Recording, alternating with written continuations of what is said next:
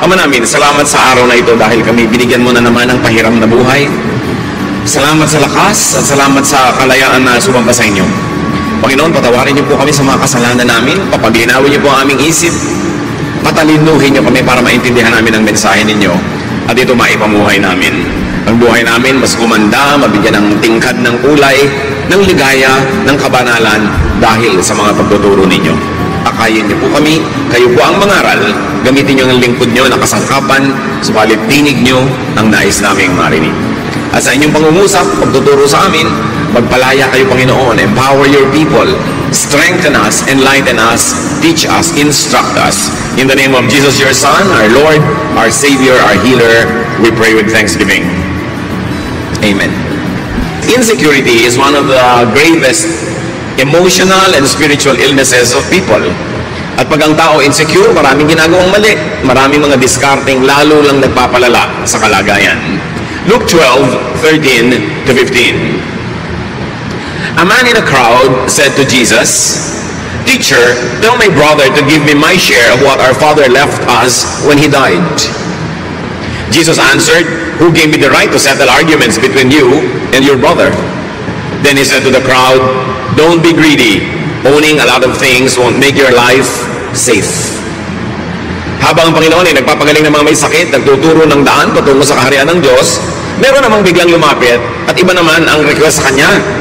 Mamagitan siya sa family squabble.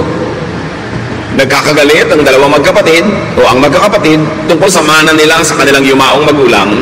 At sabi niya kay Jesus, "Pwede bang mamagitan kayo at sabihin niyo sa kapatid ko na ibigay sa akin ang tamang mana na para sa akin?"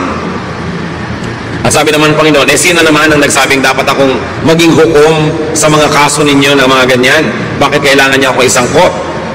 At sinabihan niya ang lahat, kasama na rin yung nag-request na siya ay makialam sa hatian ng mana, huwag kayong maging mga sakim. Ang pagmamayari ng maraming bagay ay hindi nagbibigay ng katiyakan, ng kaligtasan, ng katiwasayan sa inyong buhay. So the man wanted to bring Jesus' spiritual ministry down to worldly and materialistic levels. Pati si Jesus gusto nilang isangkot sa kanilang mga hatian at mana-mana issues.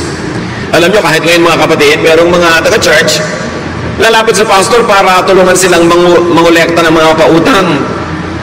O kaya lalapit sa pastor para tulungan silang mangutang na hindi naman dapat ginagawa dahil hindi naman yun dapat ang pinagagagawa ng mga spiritual leaders. At napaka-sensitive ng Panginoon sa totoong problema, hindi lang yung hatian ng particular mana, ng particular family na yon, kundi a general human condition of greed. Kaya hindi lang yung lalaki ang pinagsabihan niya, yung lahat ng nakikinig. Sabi niya, huwag kayong magpapakasakim. People could be enslaved by greed and want of security. Bakit ba nagiging greedy ang mga tao? Kasi sa palagay nila, pag dumami yung nakuha nila, dumami yung kanilang ari-arian, yung naagaw nila sa iba, mas panatag at mas secure ang buhay nila. But people could damage and destroy family and social relations, in fact, their own souls, for money. Hindi na naman natin kailangan lumayo sa mga sarili-sarili nating pamilya. Kumisan, mga kapitbahay, kaibigan, kamag-anak, nangyayari yan, nagkakawatak-watak ang mga pamilya, nagkakaaway-away, minsan nagkakapatayan pa dahil sa manahan at hatian ng mana. But the real problem here was exposed by Jesus. It is insecurity. People become greedy because they think that they have to protect themselves so that they could be more secure. But the real problem is not only insecurity but also ignorance on how to be secure. The problem is looking for the wrong solutions to insecurity, and that is by having more. Sometimes at the expense of being godly, at the expense of our relationships with people. The problem is looking for the wrong solutions in the wrong places.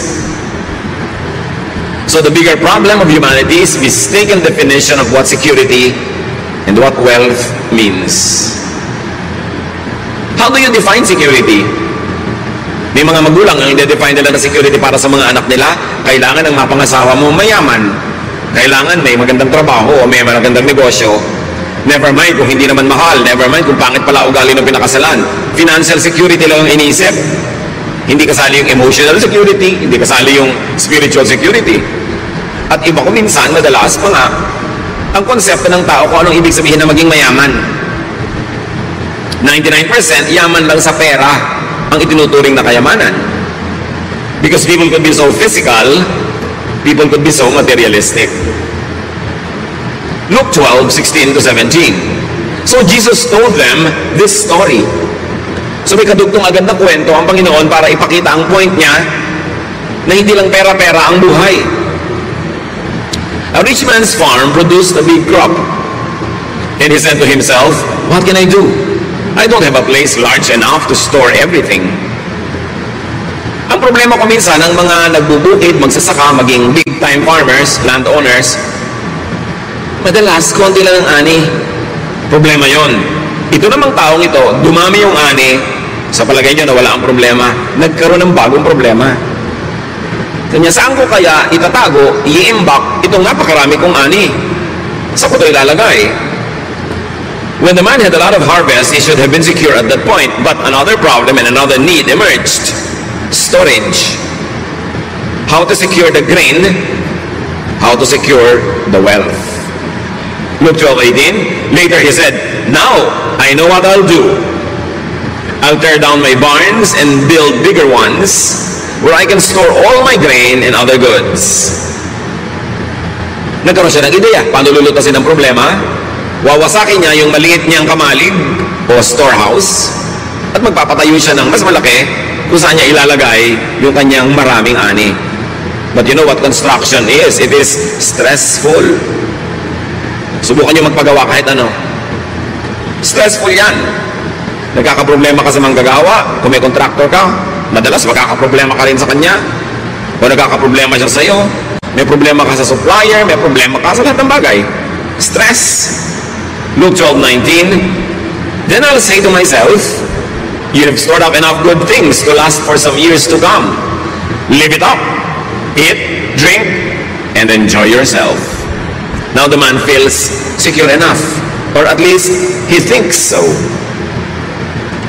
Sabi niya, at patapos ko maipagawa ang malaking lalagyan, magre-relax ako, magpapasarap. At sasabihin ko sa sarili ko, mag-enjoy ka. Luke 12:20-21. Pero may problema na naman eh. But God said to him, you fool, tonight you will die. Then who will get what you have stored up?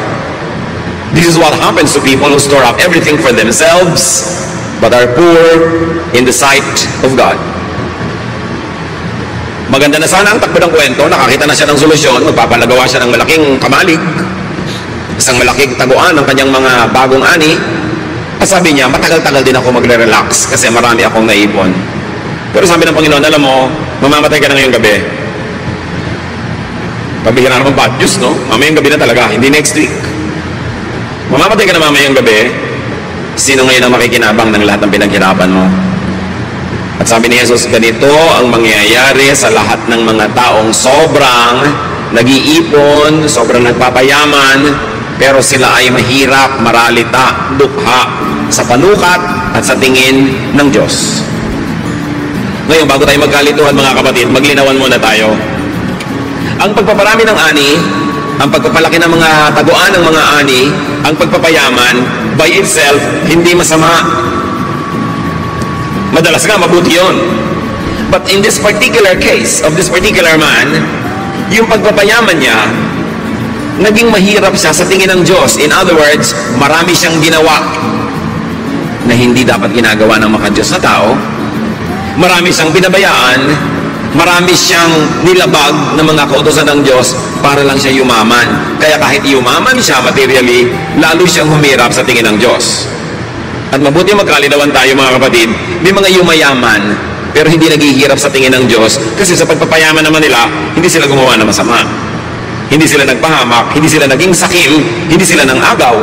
Kasi remember, ang context ng kwento na ito ay yung agawan ng mana at yung pagsasabi ni Lord na hindi nadadaan sa mga nakukuha mo, napupunta sa iyo, ang ikabubuti mo. So obviously, ang context ng kwento ng taong ito ay marami siyang ginawang hindi maganda para lang yumaman. Naging mahirap siya tuloy sa tingin ng Diyos, kahit sa tingin ng tao mayaman siya. Pwedeng dinaya niya ng sweldo ang kanyang mga manggagawa. Pwedeng nilamangan niya ang kanyang mga kapatid, baka inagaw nga niya yung lupa na yon sa manahan. Kung ano man yung dirty tricks niya. Pero yung yumaman ka lang, lumaki ang iyong ani, nagpagawa ka ng maraming bangan, by itself cannot be bad. Pero may paraan ng pagpapayaman na masama. At yun ang tinutukoy dito. So maganda na sana ang plano ng taong ito, pero yung pala, God has other things in His mind. The man was feeling secure, but God thought otherwise. He thought that the man had all the reason to be insecure, because this man is going to die soon, unprepared to meet his God. At maaaring hindi lamang ibang tao ang dinaya ng taong ito sa kanyang pagpapayaman, pati ang kanyang sarili. Paano madadaya ng isang tao ang kanyang sarili sa pagpapayaman? Kung sobra siyang nag-alala, tumaas ang blood pressure, lumaki ang puso, nagkaroon ng sakit sa puso, naging hypertensive. Kung sa pagpapayaman niya, sobra siyang na-stress, tumaas ang sugar levels, naging diabetic. Kung sa pagpapayaman niya, nagkaroon siya ng mga ulcers dahil sa stress, dahil sa pagpapabaya sa kanyang kalusugan. Kung sa pagpapayaman niya, maraming nagalit na pwedeng patayin siya mamayang gabi dahil galit sa kanya, nadaya niya ang kanyang sarili. Dahil ang dali-dali na payamanin ang bulsa pero pahirapin ang espiritu, pahirapin ang kaluluwa at isuong ang sarili sa panganib. At inulit ng Panginoong Yesus sa kwentong ito ang isang katotohanan that the length and continuation of His life is not determined by His wealth. Hindi dahil sa kayamanan napapahaba ang buhay, ito'y pwede pang maging mitya ng buhay o yung paraan ng pagpapayaman ang magpaiksi sa buhay kung pinabayaan ng tao ang kanyang kalusugan o inilagay niya ang sarili sa panganib. His wealth gathering could have even endangered and shortened his life. It could have blinded him to what was more important to secure, meaning his spirituality, his eternal life, his eternal standing with God, and his heavenly wealth. Pwedeng lahat yan mapabayaan sa sobrang sikap ng taong maging secure. They steal from Peter to give to John. To be able to give to their pocket, they steal from their brothers and sisters. They steal from their own selves. They steal from their own family. Anong ninanakaw nila? Time. Hindi na nila nabibigyan ng time ang pamilya, ang sarili. Hindi na nila nabibigyan ng time ang sariling maglingkod sa Diyos, sumamba ng tama. Nadadaya ang sarili nang hindi napapansin. A person could be materially rich, but spiritually poor sa tingin ng Diyos. At ito ang kaso ng particular person na ito. A man could have filled his life with stress and toxins in trying to become rich or richer. And here's the tragedy, the saddest cut of all. He won't live long enough to enjoy the fruits of his stressful labor. At ang tanong sa kanya ng Panginoon, then who will get what you have stored up? May mga tao na kung magpabaya sa kalusugan, magpabaya sa pamilya, magpabaya sa sarili, parang mabubuhay sila lagi ng matagal para makabawi. Hindi na maka-attend sa mga event ng anak. Di bali anak, pagtapos na itong project ko, biglang malaki na ang kinita ko, may pera tayo sa bank, babawi ako sa iyo. Di bali wife, di bali husband, babawi ako sa iyo. Pagka nakuha ko na itong deal na to, pag sigurado na yung pera natin. Di bali po tatay, nanay, babawi ako. Balay niyo kung makakabawi kayo. Sinong nakakaalam kung mabubuhay tayo na matagal? At sino naman nakakatiyak na lahat ng pinaghirapan niya at kinita ay siya rin ang makikinabang o baka iba? Ecclesiastes 2:18, suddenly I realized that others would someday get everything I had worked for so hard. Then I started hating it all. Si Solomon ito, na sobrang nagpakatalino, nagpundar, nagpayaman, pero sabi niya, alam niya na pag-isip-isip ko, mamamatay ako, maaaring biglaan o kahit magtagal pa man, hindi rin ako ang gagamit at makikinabang sa lahat ng naipundar ko. Kaya bigla ako nawala ng gana, sabi niya. Ecclesiastes 2:21, when we use our wisdom, knowledge, and skill to get what we own, why do we have to leave it to someone who didn't work for it? This is senseless and wrong. Napag-isip-isip ni Solomon, kung ginamit mo lahat ng galing mo, husay, naghirap ka, makakapagparami ka ng kayamanan na iiwan mo sa mga tao hindi naman naghirap para doon. Pwedeng asawa mo o anak mo o sino man, o kung sino man bigla yung nakamana o nakasambot, nakasalaw, nakaagaw ng kayamanan mo. Sabi niya, mali ito. So alin ang mali? Yung iiwan mo ang kayamanan mo sa iba o sobra mong dayain ang sarili mo, kawawain ang sarili mo at yung kapwa mo para ka magkaroon ng maraming pera hindi mo naman kayang ubusin at iiwan mo rin sa iba. Maaaring hindi mo kayang ubusin sa dami o kaya hindi mo kayang ubusin kasi mamamatay ka na pala. Iba ang makikinabang. Immediately may lesson dito mga kapatid. Have a slice of life every day, even during the days that you work hard. Kahit kayo nasa gitna ng isang napakahalagang proyekto na pwede kayong sobrang yumaman, huwag ninyong i-hold ang lahat ng bagay. Birthday ng asawa, birthday ng anak, may pagtitipon, meron kayong dapat magkita-kita. Saka na, next year na ako babawi. Paano kayo nakatiyak na may next year? Kaya dapat araw-araw, linggo-linggo, buwan-buwan, iniaagaw yung kasiyahan, yung pag-enjoy, yung pagiging mabuti, maibigin, mapagmahal, thoughtful, laging isinisingit, kahit busy-busy kayo na nagpapayaman at sinasabi nyo, di bale, matapos lang ito, mag-enjoy na tayo. Eh kung yun nga, binawian ka bigla ng buhay o kaya sila ang binawian ng buhay. Kaya dapat huwag ipagsapalaran ng ganung mga halagang bagay. Laging isingit. Huwag kayong ipon ng 10 taon, tipid-tipid, hirap na hirap para magkaroon ng grand vacation after 10 years. Eh kung ika-9th year, kayo biglang natigbak. Paano? Siyempre, kung may asawa kayo, nabiyuda siya, tuloy ang biyahe. Iba na lang nga ang kasama. Sabi ni Solomon, bakit may kailangan mag-enjoy ng pinaghirapan ko? Nangyayari yan. Hindi masamang magplano, magtipid, para sa isang malaking bakasyon o malaking project. Pero huwag niyong kalimutang magkaroon din ng mumunting mga bakasyon, mumunting mga piyesta, mumunting mga saya, kahit sa panahon na busy kayo trying to collect wealth.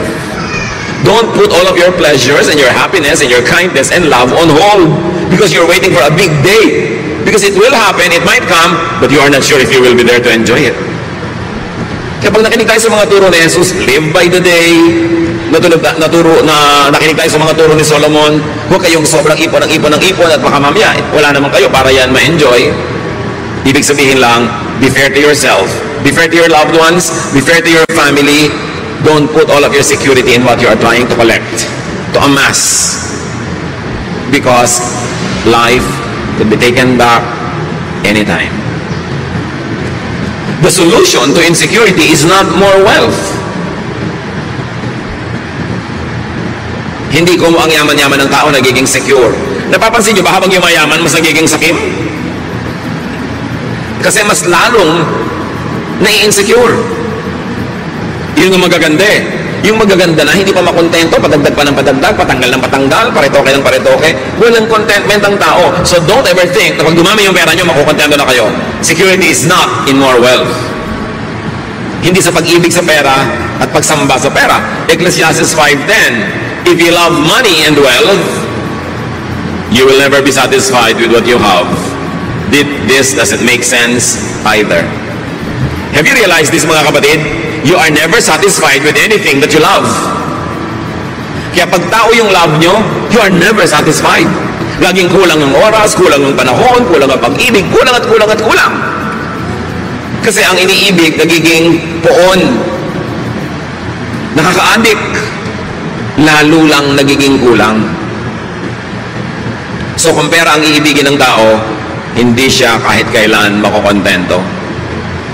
Ecclesiastes 5:11, the more you have, the more everyone expects from you. Your money won't do you any good.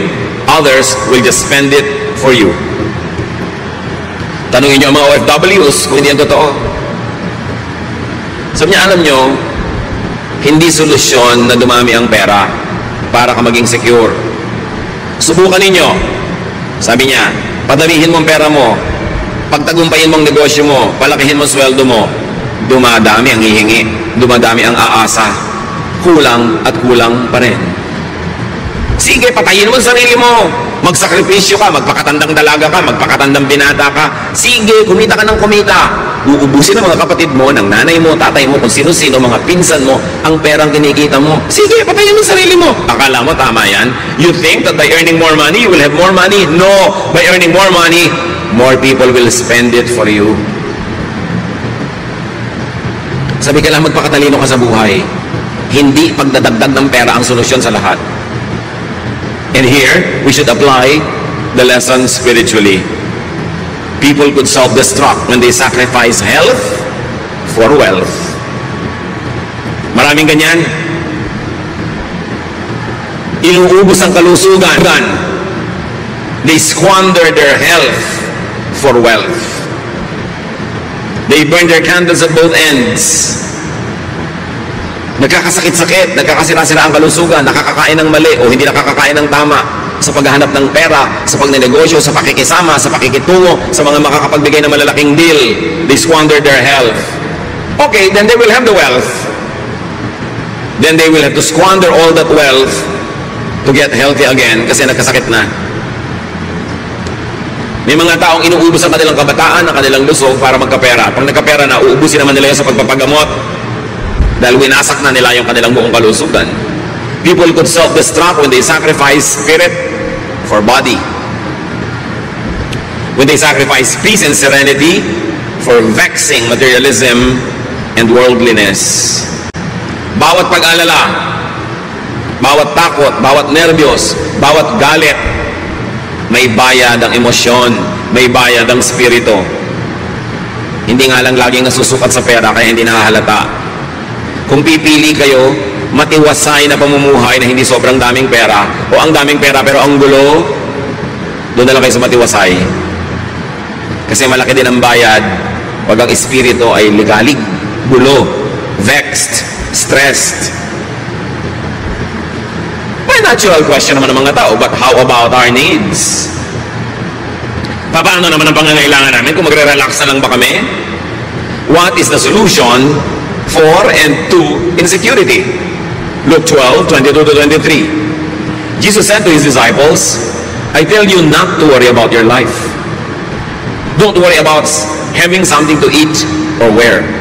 Life is more than food or clothing.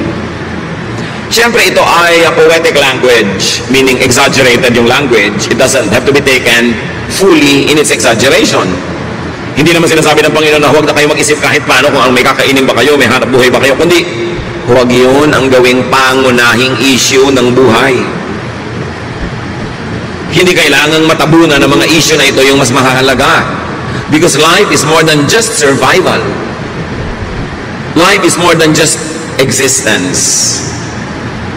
Ngayon, yung mga hayop, they are just there to survive and to exist. Kaya sabi sa Luke 12, 24 to 30, look at the crows.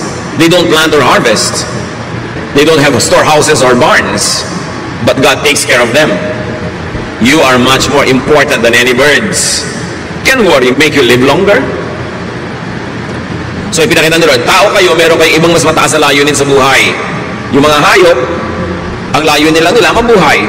In fact, hindi naman alam ng mga hayop na mamamatay sila eh. Tao lang sa creation ang alam niya na mamamatay siya. Kaya sabi niya, tingnan mo yung mga hayop, hindi sila nag-aalala. Eh sila nga mga hayop, pero inaalagaan sila ng Diyos. Kayo pa kaya ng mga tao? Dapat mas mataas kaysa sa mga hayop ang inyong iniisip. Ang iniisip lang ng hayop sa umaga, makakain, tapos masaya na siya. Pero hindi lang pagkain o inumin ang iniisip ng tao.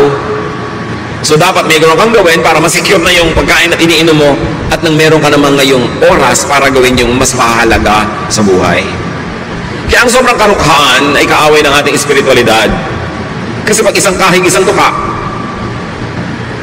isang trabaho, isang kain, isang trabaho, isang kain, mauubos na lang yung buhay mo, hindi ka nakalampas dun sa basic na kailangan kang may kainin, inumin, ibayad sa kuryente, tubig, may ipamasahe, tapos namatay ka na lang, yun na lang ba ang buhay? Kailangan ng tao makalampas sa basic needs niya, financially, materially, and very importantly, spiritually and intellectually. Kailangan siya secure enough para hindi yan ang pinoproblema niya at makapag-focus siya sa mas mataas na layunin kung ba't siya nabubuhay sa mundo. At At yun ang malungkot, maraming mga tao, because they are saddled with poverty, they are not able to go beyond the basic necessities of life all their lives. Hindi na natupad yung mga dapat mangyari. Yung mga musician, dapat walang na-compose ng musika. Yung mga dapat writer, walang naisulat. Yung mga dapat philosopher, hindi nakapag-isip at nakapagturo. Kasi araw-araw, wala silang ginawa kundi maghanap ng iinumin at kakainin para lang sila mga ibon. Kaya duty natin ng mga tao sa ating sarili na paunlarin ang ating buhay, magsikap tayo, magpakasipag, magtrabaho doon sa area kung saan tayo binigyan ng Panginoon ng mga gifts and strengths and talents para yung kailangan natin meron. At pag nandun na yun, secure na tayo para mag-isip ng ano pa nga ba ang mission ko sa buhay? Ano pa ang dapat kong tungkuling gampanan? At ano pang mga sarap ang dapat kong lasapin na naghihintay sa akin dahil kaya naman ako nilikha ng Diyos para ma-enjoy ko ang kanyang creation, hindi para araw-araw maghanap buhay lang ako na kulang at kulang pa rin. Kaya dapat ang tao, una, nagsisikap, maging self-sufficient siya, hindi siya aasa sa iba. Makaproduce siya ng sapat sa kanyang sarili. At sabi pa nga sa Bible, makapag-produce ng lampas sa kanyang kailangan para makapagbigay siya sa mga tunay na nangangailangan. Mga may sakit, sobrang bata, sobrang matanda, mga incapable of making something for their own livelihood. At pagkatapos noon, to focus on higher levels of existence, on higher callings, on more profound devotions, bago siya humarap sa may kapal. Kaya kalaban natin ang poverty. Ang solusyon, lahat magsikap. Ang solusyon, magpakabuti, magpakahusay, tulungan ng kapwa para maging mahusay din siya, para lahat tayo makagraduate sa survival level. Nakakalungkot, alam nyo yan, marami mga tao mula isilang hanggang mamatay, isang kahig, isang tupa. Hindi natupad ang napakaraming magagandang bagay na mangyari dapat kasi inalipin ng karukhaan. Maaaring karukhaan na minana niya at mga karukhaang inimbento na rin niya para sa sarili niya dahil wala siya ganap na ginawa para matakasan niya yon sa kanyang sariling panahon. Verse 26, Luke 12. If you don't have power over small things, why worry about everything else? Look how the wildflowers grow. They don't work hard to make their clothes. But I tell you that Solomon with all his wealth wasn't as well clothed as one of these flowers. God gives us beauty to everything that grows in the fields, even though it is here today and thrown into a fire tomorrow. Won't He do even more for you? You have such little faith. Don't keep worrying about having something to eat or drink. Only people who don't know God are always worried about such things. Your Father knows what you need. Magkakakonekta itong mga teachings na ito ni Jesus tungkol sa greed, security, tungkol sa sense of security, sense of meaning. May kahulugan lahat. Kailangan, hindi lang sa material na bagay ka nakatuon, pero para ka makalaya sa pagtutuon sa material na bagay, dapat ma-meet mo na yung mga basic needs mo. Then lalaya ka na, then higher needs naman. But in all levels of society, rich or poor, man's usual worry is material security. Hindi ko mamayaman ng tao, secure na. Kaya mga yumayaman na, ayaw tumigil pa magpayaman Kasi mas nai-insecure. Mas natatakot bumalik sa hirap. Mas nagkakaroon ng mga phobia. Ang solusyon nila, maging greedy. Hindi naman lahat. Pero madalas ganon. Man's usual neglect is spiritual security and wealth. Ano po ba ang spiritual wealth? Magkano yon? Hindi nga yun dinadaan sa pera. Ang kayamanan ng materialistic na tao, pera, ari-arian, bagay. Ang kayamanan ng spiritual na tao, peace, kapayapaan, katiwasayan. Ang kayamanan ng espiritual na tao, yung kagandahang asal, kagandahang loob. Yung iba naman, kaya nag-aasal hayop, kasi nga trying to survive. Pag hindi sila ng aga, wala silang kakainin, nag-aasal hayop tuloy. Kaya mo sinisikap, umunlad, maging mariwasa, para hindi ka kailangan mag-asal hayop, hindi ka kailangan makipagkagawan, hindi ka kailangan makipagtulakan. You can afford to be ethical, you can afford to be giving and forgiving, kasi meron ka naman. That's why it is doubly wrong for rich people to steal. Yung mahirap na tao, kailangan nakawin yung gamot na igagamot sa nanay niya, kailangan nakawin yung pagkain ipapakain sa anak niya, bagamat hindi tama at hindi maganda, at least mauunawa mo. nagnanakaw kahit gutom. Eh yung bundat na nagnanakaw pa, anong pang-unawa ang kailangan mo doon? Busog na, halos umaapaw na sa lalamunan yung kinakain niya, gusto pa kunin pa rin yung pagkain ng iba. Ang yaman na, patuloy pa rin sa pagnanakaw. That's doubly wrong. Because it's doubly wrong for a rich person to steal when he has no longer any need. Nanineglect ng tao ang kanyang espiritu dahil sa kanyang sikmura. Kaya dapat, pagsikapan yung sikmura, ma-secure, minimum, para may iba naman siyang maisip sa buhay na dapat gawin. Luke 12:31, sabi ng Panginoon sa pagpapatuloy, but put God's work first, and these things will be yours as well. Sabi ng mga ibang popular versions, unahin daw ang kaharian ng Diyos at ang lahat ng ito'y mapapasayo rin. Seek first the kingdom of God and all this will be added to you. Ang tanong, what is the kingdom of God? Ano yung dapat unahin na kaharian ng Diyos at ang lahat ay mapapasayo rin? Ang sagot ni Jesus dito sa mga tanong na ito is, Jesus' answer is, first things first. God and God's work first. You want to be secure? Subukan mong unahin ang sarili mo, unahin ang bulsa, unahin ang mga material na bagay. Hindi ka masasecure kahit kailan, lalo ka lang magiging matakaw, magiging greedy, magiging needy. Kaya mga sobrang mahilig sa love and romance, laging nagiging needy and greedy and addict. Hindi nasasatisfy kahit kailan. Kasi mali ang pinaghahanapan ng security. Hahanap ka ng security sa kapwa mo tao lang, kapwa mo tao lang yan. Pwede yung magtaksil, pwede yung magkulang, o pwede yung biglang mamatay. Paano ka masisecure? Maghahanap ka ng security sa material things, so pwedeng nakawin ng iba, mabulok, mag-depreciate. Paano ka masisecure doon? Seek God first and His kingdom, and all this will be added unto you. And what is that? God's outward work through you. God's work, yun ang unahin. At isang meaning ng God's work is what God does through you. Through your service, through your ministry. Unahin mo yon. Dahil pag inuuna mo yon, malalagay ka sa tamang landas, kasabay mo si Jesus, sinusundan mo ang Diyos, yun ang daan patungo sa security. God's work, defined for God's kingdom. But God's work is not only God's work through you. Hindi lang yung ikaw ay servant, hindi lang yung ikaw ay minister, hindi lang yung ikaw ay naglilingkod. God's work is also God's work inward in you. Dalawa ang gawain ng Panginoon. Gumawa through you, through your service, at gumawa in you. Yung nangyayari sa iyong kalooban, sa iyong espiritu, sa iyong kaluluwa, sa iyong pagkatao, maging sa iyong katawan. Unahin din yon. That is also seek first God's kingdom.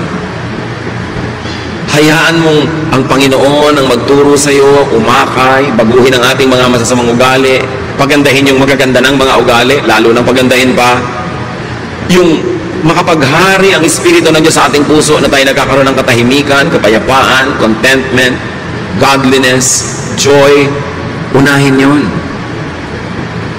So, in practical terms, meron ako ang laking kikitain dito, pero malalabag ang konsyensya ko, maguguluhan ng aking espiritualidad, masisira ang aking relasyon sa Diyos, masisira pati ang ministry ko sa Panginoon, edi wag na lang. Yun ang ibig sabihin ng seek first His kingdom and His righteousness, and all this that you want will be added to you. It will be added later, not before. Meron akong ambisyon, pero kailangan makipagkalas ako sa mga taong mahalaga sa akin, lumayo ako sa mga mahal ko sa buhay, maligalig ako, malungkot ako. Seek first yung paghahari ng Diyos.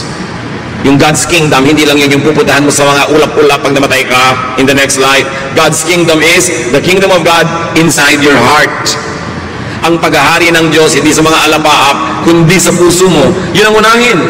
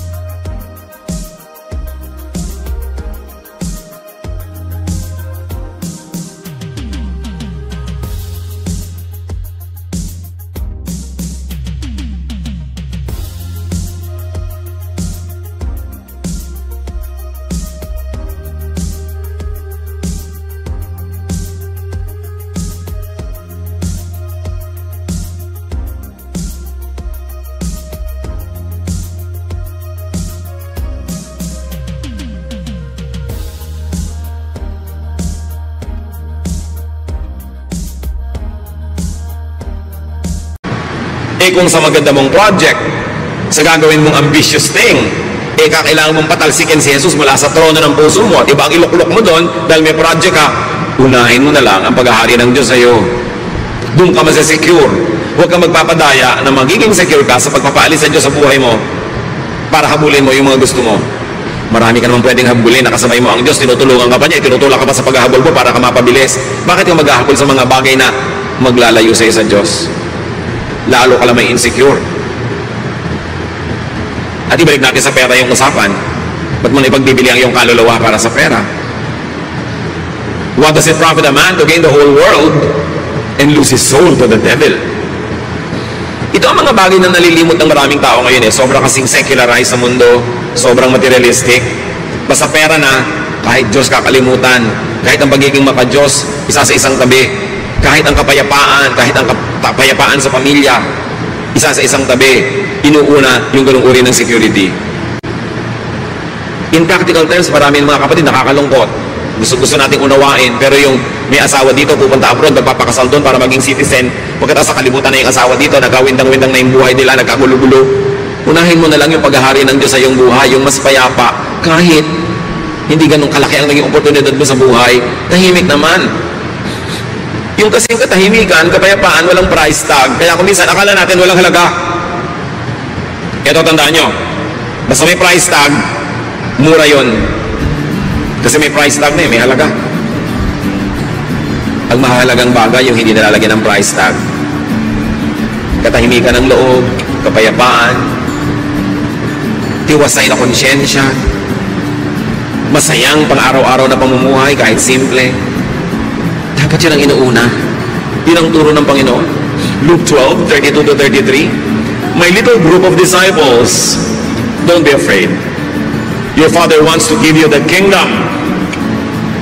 Sell what you have and give the money to the poor. Make yourselves money bags and never wear out.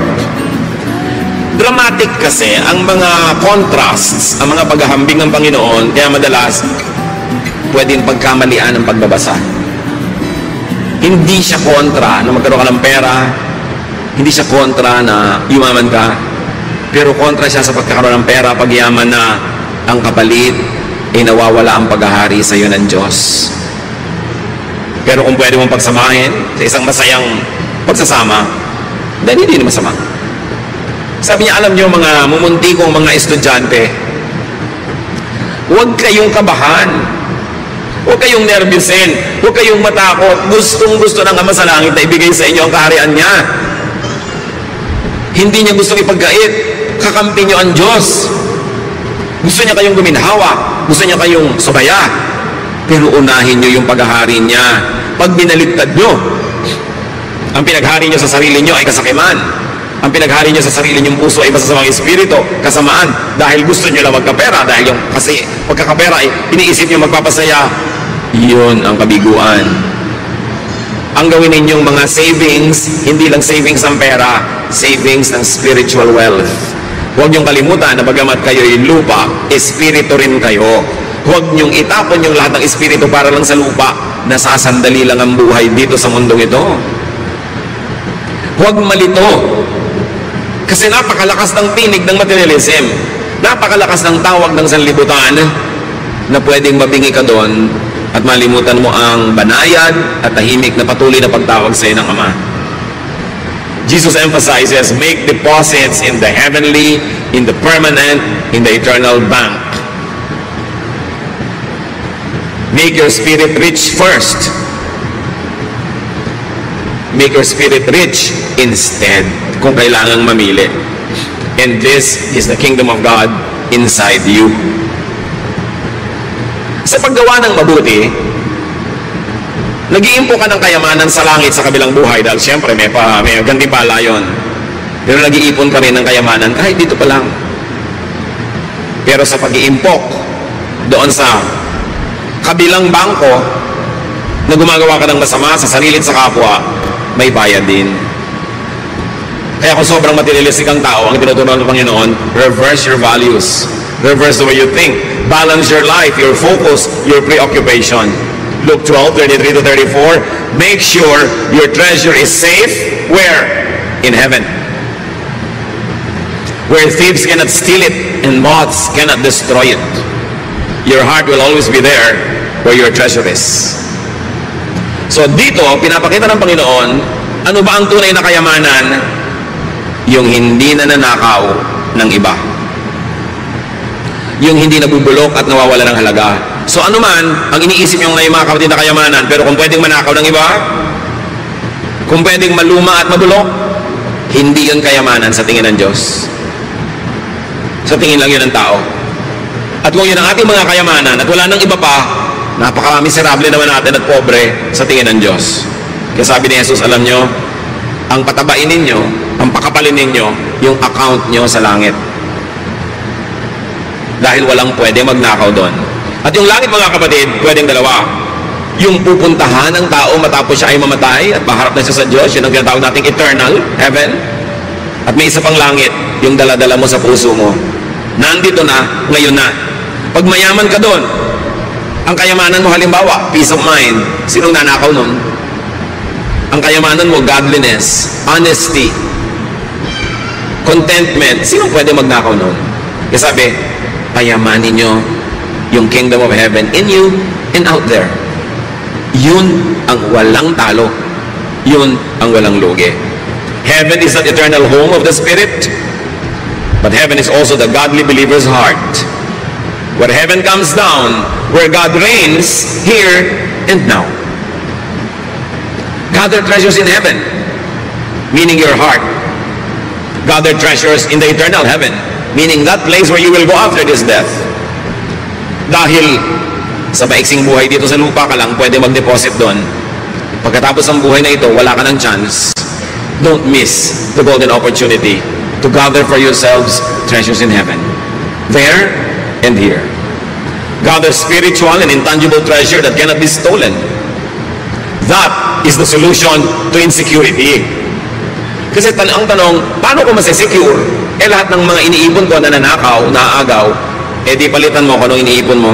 Yung hindi naaagaw, hindi nananakaw, at doon ka palang magkakaroon ng kapayapaan. Hindi sasabing baliwalain mo yung asawa na pwedeng manakaw o mamatay o maluma. Hindi ganon. Baliwalain mo yung kotse o yung bahay. Pero hindi sasabing no. Pero sinasabi lang, huwag yun ang gawin mong Diyos sa buhay mo. Gawin mo lang siyang dagdag, dekorasyon, icing. Pero hindi siyang cake. Ang tunay na cake, yung kayamanan mo sa langit at sa puso mo. Sabi niya, and all this will be added to you. Idadagdag din naman eh. Pero dagdag lang yun. Hindi yun ang main thing.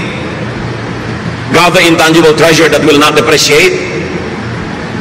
Like peace, contentment, restfulness of the spirit, goodness. Baka nga yung akala natin, taong kahirap-hirap, siya pala yung mayaman sa tingin ng Diyos eh. At yung taong sineselebrate natin, ang yaman-yaman, ang hirap pala sa tingin ng Diyos. Paano pa kung ang yaman-yaman nasa tingin natin, tapos ang yaman-yaman pa sa tingin ng Diyos? Di ba? Heaven both ways. At pwede yun. Ngayon, kung hindi pwedeng sabay, ang sinasabi ni Jesus, unahin nyo na maging mayaman kayo sa tingin ng Diyos. Kasi ng tunay na kayamanang hindi nagmamaliw, hindi nababago, hindi naluluma, at hindi nananakaw. Do not just be rich materially. It will only cause more insecurity. Do not just be beautiful physically or on the outside, because it will also cause insecurity. Yung magaganda, mas insecure nga eh, kasi ang dali-daling mawala ng kagandahan. Isang sunburn lang na natupok. Isang maling pangyayari sa buhay, pwedeng mawasak ang kagandahan. O kaya kahit walang masamang mangyari, sa paglipas ng panahon, talagang tinatawag ng lupa ang kagandahan. Kaya ang pati sa Bible, sinasabi, gusto nyo maging talaga maganda? Hindi masamang magpaganda sa labas, pero dapat mas maganda kayo sa loob. Kasi sa kalooban ng katingin ng Diyos. 1 Peter 3:3-4. Don't depend on things like fancy hairdos or gold jewelry, but expensive clothes to make you look beautiful. Be beautiful in your heart, by being gentle and quiet. This kind of beauty will last, and God considers it very special. So maganda ka ba sa tingin ng Diyos? Yun ang unahin. Tapos maganda ka pa sa tingin ng tao, di doble, may bonus. Pero ang ganda-ganda mo sa tingin ng tao, tapos sa Diyos, hindi pala, lugi ka. Mahalaga unahin kung ano yung mas spiritual, ano yung nagtatagal, at ano yung mahalaga sa Diyos. Ano ang mga insecurity sa atin mga kapatid? What are we insecure about? Siguro, kaya tayo insecure, yung pinaglalagakan, sinasandalan natin ng security, nananakaw, nawawala, kumukupas. Gusto ng Panginoon, matahimik tayo, magkaroon tayo ng sense of peace. Kaya gusto niya maiba yung pananaw natin kung ano ang mahalaga, kung anong pinapahalagahan. Be changed by the renewing of your mind, so that you may prove what God's will is, His pleasing and perfect will. Sinasabi sa Romans. Kaya mahalaga, kung nai-insecure tayo, tanungin nyo, bakit ako na-insecure? Kasi yung kinakapitan ko, yung hinahabol ko, hinahangad ko, iniingatan ko, nawawala, nananakaw. Hindi pala ito ang gusto ng Diyos na unahin ko. That's why you have to let go and hold on to things that are eternal and important. Dear God, we thank you for reminding us about what is truly important. Dahil mahal nyo kami, pinapahalagaan nyo rin kung ano yung mga gusto naming mumunting bagay sa buhay. Pero turuan nyo kami, Panginoon, unahin kayo. Unahin namin Heart-pounding drums, sinful ignite. Classical flourishes, paint a vibrant light. Indie rock guitars scream with pure delight. Let's break the mold, this is our electric night. Neon dreamscapes bathed in stardust glow. Boundaries blurring, a genre overflow. Lost in the rhythm, where possibilities flow. The symphony of chaos sets our spirits aglow. We're electric rebels, defying the norm. Breaking the chains in a sonic storm. Scented with whispers, morph into a battle cry. This is our revolution, soaring to the sky.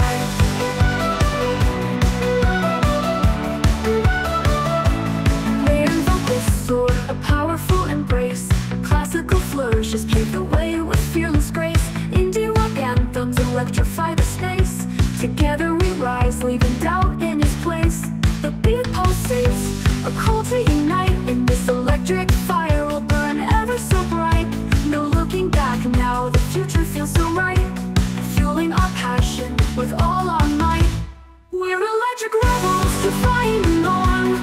Breaking the chains in a sonic storm.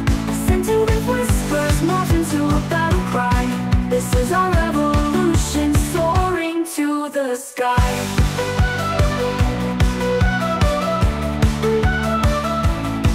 Can hold us, no limits can bind. United by music, a new world will find. Let the sparks ignite, let our spirits unwind. This is electric legacy, forever entwined.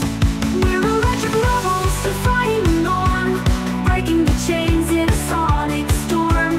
Scented with whispers, morph into a battle cry. This is our revolution, soaring to the sky. We're electric rebels, defying through the norm. Breaking the chains in a sonic storm. Some have whispers, morphing to a battle cry. This is our revolution, soaring to the sky.